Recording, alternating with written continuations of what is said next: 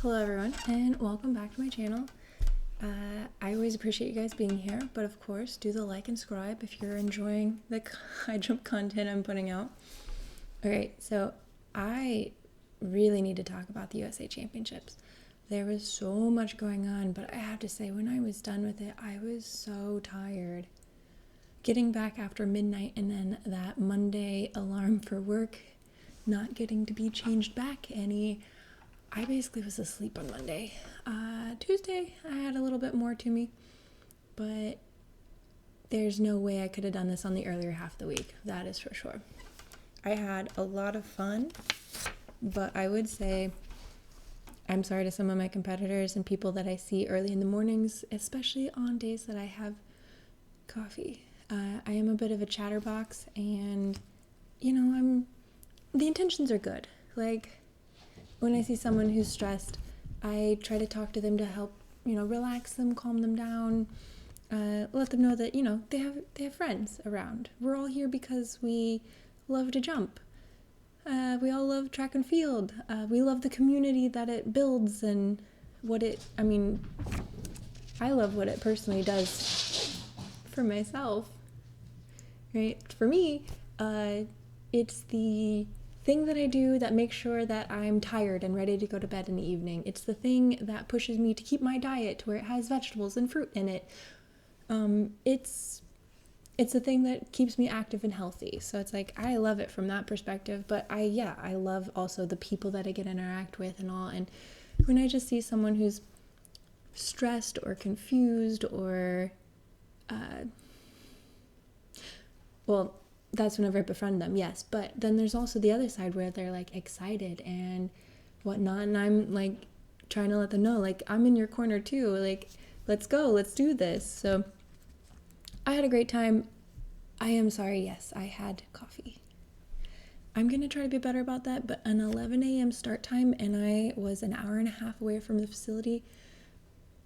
And yeah, that was about a 6 a.m. kind of wake up time. So it was needed, but maybe I should have had about half a glass or half a cup. Sorry. Okay, so talking about the actual championships, I took a couple photos.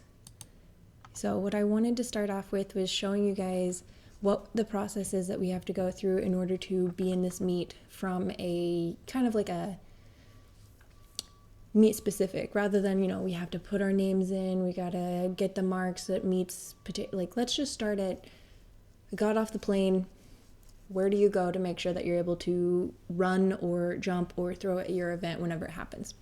First off, you have to find the meet hotel. Didn't always have to be this way. We used to be able to get our credentials at the meet itself, but for some reason, maybe it's a kickback from the hotel, I don't know, but they make all of the athletes, all of the coaches, all of the media, basically anyone who wants a credential, you are required to go to the meet hotel. And this time, it was in Brooklyn. I saw that Brooklyn address and was like, are you kidding me? Brooklyn has crazy traffic, bicyclers that are just gonna come out and hit the side of your car, like that from experience, but there's no place to park. So I was exceptionally lucky, right? My boyfriend's parents live about an hour and a half away from this location, so I stayed with them this whole weekend. I didn't bring the boyfriend, I just stayed at his parents' house. It was fantastic. But so his mom drove me back and forth for Saturday. So this was going to this hotel. So we didn't have to pay for parking, but it was like $30 worth of tolls on bridges and whatnot to get here. And then once you're here, it would have been $20 to park. So it's like if I had been alone in a vehicle, I would have had to have paid another $20 in order to park, in order to come into this room for not even 10 minutes. I think the whole thing took me about 5 to 7 minutes to do. So anyway, you find a meet hotel in the middle of a crazy location. And in here, and that's the only sign you're looking for to verify, like, oh yeah, I am in the right place. And then you have to roam the hotel until you find the right salon that they have everything. So whenever you come in, you come here, you show them your ID, you sign some papers, then you get brought over here where they take your photo. Yeah, sorry, this is a weird shot. I had some people like looking at me weird for taking photos in there, and I'm just trying to show the process, but they don't understand. It's fine. So anyway, yeah, you sit in the chair. Oh my gosh, this guy, in taking the photos, he had this light up for an entire minute. So I'm like, do I just smile for an entire minute? When does he actually take the photo? I don't know. And he never told me like, hey, I've taken it, you can relax, or I'm about to hit the button. He just had it on for like a whole minute, and I'm just sitting there like, when do I get to leave this awkward interaction? So then after that, you go to this middle spot where she prints it off. It's basically just a sheet of paper that they then fold in half. So she prints it off from the system, and then she has a laminator over here to then laminate it, and it ends up looking like this, where it's just a folded sheet of paper. They added a sticker to it, and then we're all good. And I don't see any reason not to show you this. Yeah, see, normally when people take their photo, like, the photographer guy is like, hey, your hair is sticking up weird on the side. Like, you know, they're usually really nice to you, but that guy, like, he didn't say a thing. So mine has some flyaways. Well, after you get your credential, which again, that took like 10 minutes, I headed over to the facility, and actually from where we had to park to where the facility was, it was a little over a quarter mile walk, maybe not an entire half mile, but it was a decent jog. There's a boardwalk though, so I actually got to walk on the boardwalk, which was beautiful, right up against the actual ocean. So it was a really nice walk in. But when you get in here, this is the warm-up facility. As you can see, the green on the far side and the green here. This is an oval, like it turns around up here and then it turns around behind you. That entire oval is said to be 160 meters, which means each one of the straights approximately 80 meters long. But that is our warm-up space for the entire meet for every single one of the athletes. So you have some people that are running their warm-up jogs. You have some people doing race walk back and forth in here. You've got other people that are trying to do plyometrics and sprints. And also with these pillars, it's so hard to see. Like, you have to literally be standing where this guy is to be able to see around the pillars, which means you're almost about to be hit if anyone is actually running. So you got to check both ways. It was just extremely hectic. Like, I am actually a little surprised that I didn't witness anyone running into each other. And see, on this side, it's actually a little closer in terms of there's not much space up against the wall. But on this side, we had a little bit of space, but that was cramped. And as you can tell, it's like, yeah, there's tons of people on here. And it goes kind of way back here, but it's just people everywhere. You can kind of see where it wraps around over here. So it was a little cramped. Now, over here with this window, this was not like a big room. It was like a workout studio kind of room. That's where medical was. And thank goodness I went to medical, because last week my leg, I couldn't train. I didn't train for Monday through basically Friday. I was back to having that adductor, hip flexor. I was back to having that problem where my leg would not pick up. Like, the knee drive part made my hip and groin just beyond sore to the point of it would not do it. So I go into medical, and I'm telling the guy, like, hey, his name was Ben, by the way, he's fantastic. So I was telling him, like, hey, this is what I'm having issues with. And he's like, oh, lay down. He starts pressing on me in, like, the hip area and the adductor area and the upper groin, or not groin, glute, kind of where it inserts. And we have a visitor.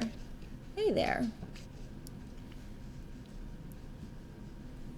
I don't know. Are you gonna leave? Looks like he was headed somewhere, but then stopped. All right, anyway, yeah, so I had a very brief story of, like, you know, here's what the problem is, and he's like, oh, lay down. He presses on a couple spots. Yeah, there we go. In the hip, the upper quad, the adductor kind of area, just like all up in there. And I kid you not, it was like maybe 5 minutes tops. I go to stand up. He's like, try it. So I stand up and I'm like raising my leg up, and it raises, and I put it out to the side, and there, because the in and out of a car action where you're sitting down, you raise your leg off to the side. So I was doing that, and I'm like, if anything, it feels more efficient, faster than the control system is saying for the leg to move. So this is just absolutely fantastic. So after I met with him, I went and I did my pre-meet, and it's like I was like doing some jumping events, like the 2-step drill, where I was literally almost hitting my head on these lights. I was like, oh my gosh, my leg works again. It hasn't worked all week, so I was exceptionally thankful of that. So medical, fantastic.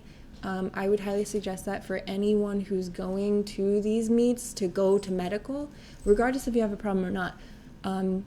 If I'm completely healthy and I have nothing wrong with me, I go anyway, but I tell the chiropractors, like, hey, I flew here, and I kind of get a little locked up when I'm on the plane. Is there any way that you could just kind of help me move around a little bit? And oh, they are fantastic. They do things that you didn't even know were wrong yet. So then I usually go to the massage therapist, and I'm like, hey, can we do like I only ever do like light tissue work generally before a meet, unless I have an issue with my hip flexors. But then after the meet's over, I usually go back, and if they've caught anything like, hey, this is exceptionally tight or whatever, then I'll go back after I'm done competing to have more of a deep tissue thing going on. I would say I did go back to Ben after I was finished competing, because I warned him of this. Like, I want to know things that I can do to make this not happen to me. He taught me a couple things, and then he had me try them. They were crazy hard. Like, I'm actually really excited about those things. So I haven't tried them yet, only because this week is more geared towards rest. Indoor to outdoor. I generally like take a moment to breathe, which is this week, and then get started again. So not doing as much athletically this week. I got in the pool yesterday. I'm gonna go do a warm-up and maybe like a general strength today. See, not so much activity. Oh, I've been going on walks too. Anyway, let's see. One of the issues that I came around was like, this I think is the day before. I mean, they usually don't let people just stand here. They normally like move them away. And it's like, I could see that there's a pit here. So the multi was going on. I was trying to get a sense of like, where are the high jump pits? And you can kind of see the other ones over here. And I was like, oh my, even though we're going to be at the same time, we might actually have space to where we're not like bumping elbows when we're trying to jump. But again, there's a lot of people, they don't normally just let them stand there. So I was a little surprised by that. But the issue was, I didn't know where I was going to jump. And if they're going to have us on the far ends of the ovals, I kind of needed to know in order to tell my boyfriend's dad, like, hey, this is the section that you probably want to get seats for, because this is the side of the facility that I'm going to be jumping on. So I went in the next morning, and it looked like this. So clearly they had some running events going on in the morning, and then they were going to get the high jump pit outs and then get us started. So I went over to, I would say about 7 people before someone knew which side the women's high jump was going to be on versus the men's high jump. So it ended up actually being this side. They put the pit right about the start of the 60. Like, I don't remember how much space we had between like the blocks and stuff and the back of our pit, but it was right in there. So I did find that, but it took asking around. So the setup actually was that I was the second jumper in the order, But it ended up being, I mean, Charity started at like 182 or something. So it ended up being that I was the first jumper in the lineup. I absolutely loved going in to see that they were giving us a couple bars at the beginning. And then I find out why. And it's because they need to have clear ties 1 through 5. And there's only 8 of us. So they had to give us a couple more bars at the beginning just to like help sort out what was going on.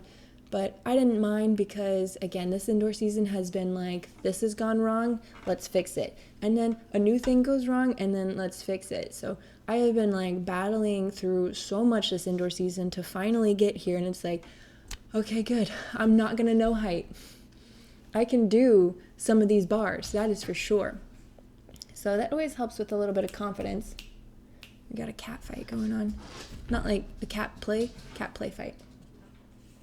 Okay, so second in the lineup, let's see. Okay, yeah, men's hurdles. Oh, multi, that was what was going on. 11 a.m. They couldn't have done that at 11 a.m. Anyway, the men and women's high jump, both at 11 a.m. We had some other things going on. I have a friend in the weight throw, and she threw just shortly after we got started. I was attempting to kind of watch her, and on some of the big big boards in there, they had the other events that were going on. So, you know, after I was out, I was kind of able to like look over my shoulder and see how she's doing. And that's Shy, by the way. Come on, keep going, Shy. Nope, not up there. All right. So the women's triple, that was kind of an interesting event because there were just 3 jumpers. Anyway, I watched a couple of these events after I was finished competing, and unfortunately I did place 8th. I think I came in right about 5th or 6th, and then I placed 8th, but with not being able to train and prepare, Shy just jumped on you. Yeah, without being able to train that week and prepare, like I was just happy and excited to be there, to get my leg back, and anything else that happened was just fantastic. So I didn't know height. We're good. Shy is back at you. Just a little bump. So anyway, back here, you know, if I had cleared 179 at the first bar, I would have ended up, you know, 5th. I would have been tied for 5th. I mean, they would have had to have broken that tie, but so I guess I would have ended up 5th or 6th. So it's like I wasn't actually that far away. And as you watch my jumps, you'll see that it's actually the quote that I have from my coach is something about didn't look like you've been battling injuries all indoor, because he's like, you're so fast. All right. Oh, right. And on this, like, I love it that you can like click the people and then it comes in with more information about them. And it's like, these are not my actual PRs for those, some of those years anyway. Some of them, yes. Some of them, no. So it's like, it's just fun for me to see like, okay, yeah, 185, 186, 185, 182, 183, 182. I'm pretty certain basically every single one of these years is above 183. So these 182s, it's like they were missing some meets, but this was about the COVID time frame, so that makes sense. And last year I was injured, so that was why that one was a little low. But anyway, I love it that they can kind of snapshot it for everyone, and mine is like 15 years. This would have been my freshman year of college. Yeah. All right, so getting into the high jump videos. Oh no. Here, let's see. I might be able to fix this on the fly. I don't know why it switched. Yeah. Sweet. Okay, so talking about the competition, I have the sound on for this. I hope it picks it up because it's 13 seconds. This is why, or at least one of the reasons why I reached out to Wendy Trevelyan to say, maybe you should let us see our information in your little marketing system that keeps track of us. 2013 NCAA T3 high jump champion, Wyland Rose Hillman. U.S. championship finals for the last 6 consecutive years. This is Liz Evans. So Heelman is not Holman. And then also 6 consecutive years, although that was my 13th year. So 13 and 6 are not the same. All I'm saying. What are you doing? There's some stuff on the desk. And, oh yeah, good. You can see the cat. Okay. Not crazy, I promise. All right. So I was a little upset by the fact that, yeah, they always get something wrong for one of us. So yeah, I brought up, hey, maybe we should be able to see the information you have on us so that way we can like flag it if it's wrong and like, you know, and maybe add a note or something. No, they do their research. No, they don't. All right, I gotta turn the sound off because they were playing loud music basically the entire time we were jumping, which I was not a fan of. One of these videos in particular never fully loaded to what it needed to be, so it's like exceptionally grainy. So we're gonna hit the play button. You're gonna see basically all of my jumps, and then we'll come back and kind of chat about things I see or like. But again, coach was saying, you look fast, which was a compliment because sometimes on Mondays when it's time to run, there was no leg to run with, so.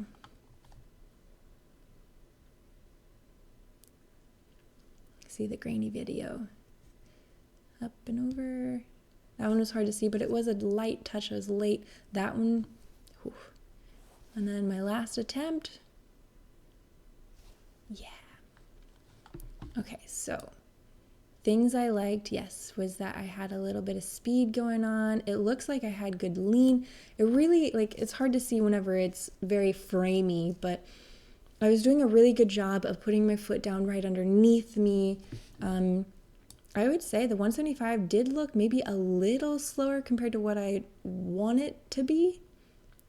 Yeah, I wish it had a little more of a frame, but I was still getting decent lines. My knee drive is kind of crossed with the knee out. Let's see, the arm, I don't know if it was early. Well, actually, it's hard to tell, but it looks like my arm is down when my foot is getting placed down. So, you know, I've made a little bit of progress with that. I had a decent amount of height. I had decent form, right? We got that tabletop kind of thing going on with the thighs and the hip. Rotated nicely, right? That's a really nice line here too, just straight on the back side of the bar. Roll through. This one is just going to be hard to see. So one thing you can tell is like with the blurry images, like I get over it, I'm like in the pit and then it falls down. Sorry, it was so framey, you can't see it. But let's see the next one. This is my second attempt. The way I remember this is I got up there and then just had like a dead leg. It was just, I put my foot down wrong or something, maybe too like heel like. Something wasn't right for that jump. And this is it's got to be the jump that the photographer took my photo for because it's the only one, if you look at my leg, where the drive knee comes up and like you see I'm already angled at the pit. Like there was something wrong about that foot. But I'm already angled at the pit and then that leg goes down. So this is probably the moment that that photographer got my photo and I'm like, oh my gosh. Like you can see the bottom of my foot and the leg is straight. But then looking at the videos, it's like, this is the only jump. Like, the worst jump that I had the whole day was the one they got my photo of. Even with a bad jump, bad, you know, foot on the ground and whatnot, like, it wasn't like all the heights disappeared. It was just misplaced. It just didn't have as much. Now, the last one, I was feeling like, you know, I'm getting out well, right? I've got good speed. I've got good sprint lines of getting out of the back. I'm putting my feet down right underneath me. I've got good lean. Like if you see my shoulders and how my whole body is leaning, like you can tell I've got really good lean. When we watched it outright, like there's a lot of speed. I was back to being bouncy, right? Like no. Even the little like next button hates me on the frame count, but we've got a good line from the shoulder down to the foot.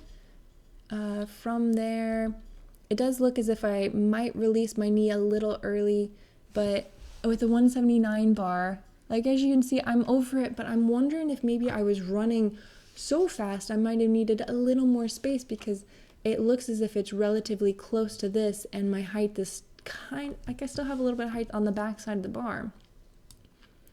So that was kind of my takeaway, is like, oh, maybe I'm a little close, because then the next moment is I clipped it just a tiny bit and I did not follow out form. So a few things there. Overall, I would say that I'm very excited about outdoor season. And I'm pretty sure with my 181 from this indoor season, I'm already qualified for outdoor, which means that I get to go back to like relaxed jumping. Jumping where you get to be, happy and whatever, because like it's not like you don't care, but there's not that added stress of needing the qualifier. Like I have to do the certain bar, and you're not fixated on any particular numbers. So it's just like, whatever happens, happens. I'm so excited to get back to that kind of jumping, to get off that injury. Generally what happens is that I'm literally already qualified for the next year based off the previous year. But as you can tell, like having some injuries, things didn't always go my way. So I'm pretty sure I'm okay for outdoor season, which means we get to go have some fun, which I am so ready for. All right, so switching topics, I have someone to analyze. We're gonna do this,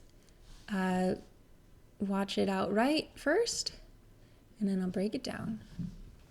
Okay, so one thing that I wanted to show you to look at, we might play it again in a second to show it, but look at the speed and look at the pit size. So she's coming in kind of trotting, very little speed, lands in the pit, but also she's right at the edge of the pit. I don't know if you caught that right at the end, but like she's, I know over here, there you go. It's like, let's get a picture where she's smiling. But yeah, she's right at the edge of the pit. The pit is like a foot or so inside the standard. So my number one thing is you need a bigger pit. And then the moment you have a bigger pit, you need to run faster. We need to have a little more energy, a little more speed going in here, because this little trotty thing, like, I think it works for this because you need to stay safe. You don't want to fall out of the edge of the pit, and she's landing like here, and the edge of the pit is like 1 foot away. So that'd be scary if she's running faster. So I completely understand. Stay safe. When you actually have a bit more of a pit set up, run faster. Definitely run faster. You're going to need more space to run faster. Yeah, so it's like each one of these steps will be filled up with a little more distance when you actually start running faster. But it'll be really, really nice. But you need a pit first. Don't change that until you have a bigger high jump pit to run at. So even though she's not running that fast, she gets into a decent lean for what she's got right about here. You can see through the shoulders and then the body. It does look as if this leg is kind of going in, which is odd. I think that might be adductor, abductor kind of strength. Like, so your femur bone, right, the quad, the hamstring, that bone, it is stabilized, right? So it's like you're able to see what the knee is doing, and that's your effect. That's not your cause, right? Cause and effect. This is your effect. So what you're seeing is that the femur is pointed in. The cause is actually what is holding on to and directing that femur to move around. So to my knowledge, oh, the fluffy one, getting attacked. All right, so back to this. The knee is an indicator of the hip strength. Where the knee is at is an indicator of how much strength your hips, your adductor, abductors, your glutes, your core has to help stabilize the leg. So whenever I would see knees coming in, I would say we need to work on adductor, abductor stuff. So that's where you're pulling your knees in and then also pulling the knees out. Both of those, I would say, would help keep the legs a little bit more in line, because that is a bit of a decent, I didn't notice that the first time I looked at this video, but I do like the lean. I would say work on the adductor, abductors. When you do jump, I mean, that is a bit of a leg rotation out here. Oh, no. Sorry, I got cat stuff going on in the background too. All right, so this foot right here, I believe that is a bit close on takeoff. So, but you're running slow, so you have to be closer whenever you're running slower. Off the desk, off the desk, off the desk. You have to be closer when you're running slower because you just don't have as much of a path to do. But whenever you run faster, you're going to need even more space. But even right now, I think you are a little too close because of a few things. But one of which is like how close your hips are to the bar right here. And it's like you've only really gone up and you're already that close with the hips. So, but like also we look at the hip direction and it's like on takeoff, you can see the shoulder all the way down to the foot is straight aligned. So it's like you do have that going for you. But before you get to the back, your back to the bar, look at your shoulders and your head. Like your head is already dipped and you literally just left the ground. Like keep your head in a neutral spot. And then also don't pull so hard. You see here, it's like you're back bending with just the upper half of your back. It's like, don't do that. Keep a little bit more of a straight line here. That way you can also direct yourself to go up. You're putting so much weight on this far side, the bar side, that your hips, your leg, all of this, your whole body is traveling at the bar so fast. So as you go through these frames, it's like your path is literally just like along this kind of drawn line right at the pit. It's like, no, we need everything back here to like come through and lead you up. And then you need to hold that up for as long as you can. You ran at the bar, so you'll make it into the pit, right? So it's like you need everything to drag you up first rather than right at the pit. So you need boing where you go up, not in. So I feel like that path could help be redirected by putting less weight on the bar side for a little longer. So that would be head and shoulders in a neutral position for a little longer until it's actually time to drape. Let's see. I do love your knee drive though. I would say it is high and it stays high for the longest time, so you're able to really use that. And also your knee release. So if you look where the hips are and the femurs, there's not as much of an angle change off of the femurs, but there's a huge angle change in the knee. So it's like the knees release, and while the knees release, yeah, okay, the hips might move, or the femurs might move a little bit in that, but the main draw is that you're focused on getting the knees to go. So it's like we get over the bar, and you can see, yeah, again, the femurs don't do much, but now the legs go from being the knees in tight, the heel to glute kind of action, to straight legs. And the femurs don't change that much as to where they're located. So that was excellent knee release. I really did like that one. Okay, so attempting to summarize everything I said, you need a bigger pit, you need more speed, you need more space. Not only for the run, but also for where the takeoff is. So you need more space here, and you need more space in all of these steps back here. All of them need to be filled up. Although you do a great job of getting the knee up high, we need to get that wrapped around just a little bit. We don't need to have the knee being pointed all the way back at where you're starting by any means, but a little bit more might help you as far as like getting the leg to come across you a little bit. So kind of that slight angle in. That'll help you get your back to the bar. Another thing that'll help you get your back to the bar is by keeping this in a neutral spot for a little longer before it really dips back.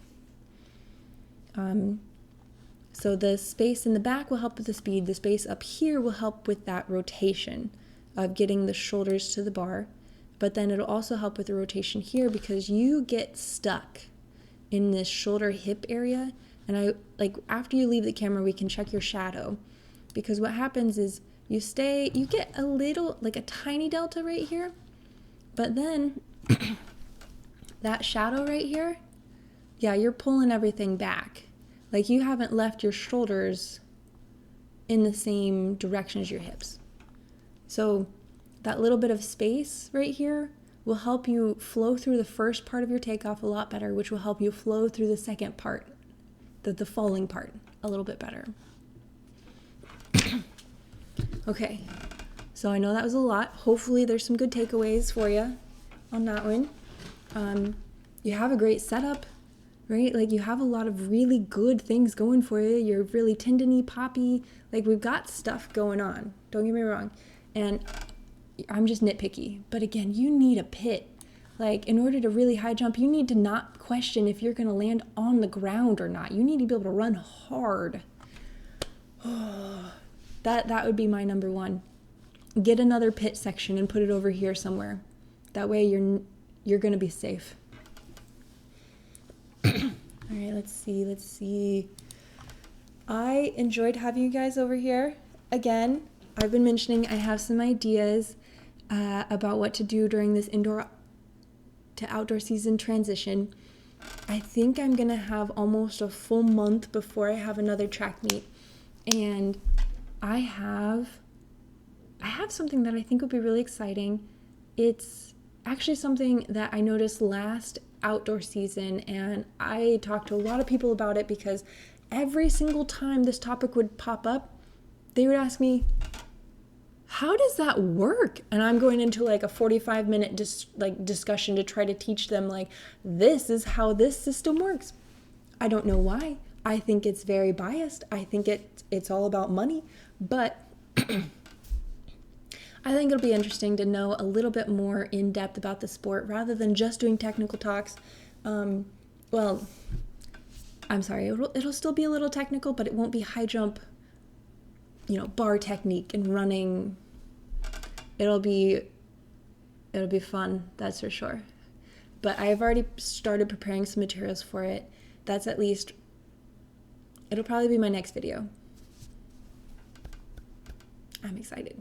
All right, guys, I hope you have a good rest of your week. If there's anything you guys want me to talk about during this off season, leave it in the comments.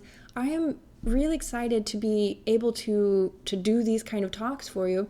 I'm really hopeful that there's things to take away. Maybe you learned something about the process we have to go through, or are also upset. Why did they put the check-in credentialing in Brooklyn and the meet was a half an hour away at Ocean Breeze? Someone thought about this and thought it was a good idea. Anyway, leave it in the comments. I'd love to hear from you guys, and I'll see you again next week. Or actually probably sooner than next week. This time anyway. Bye, guys.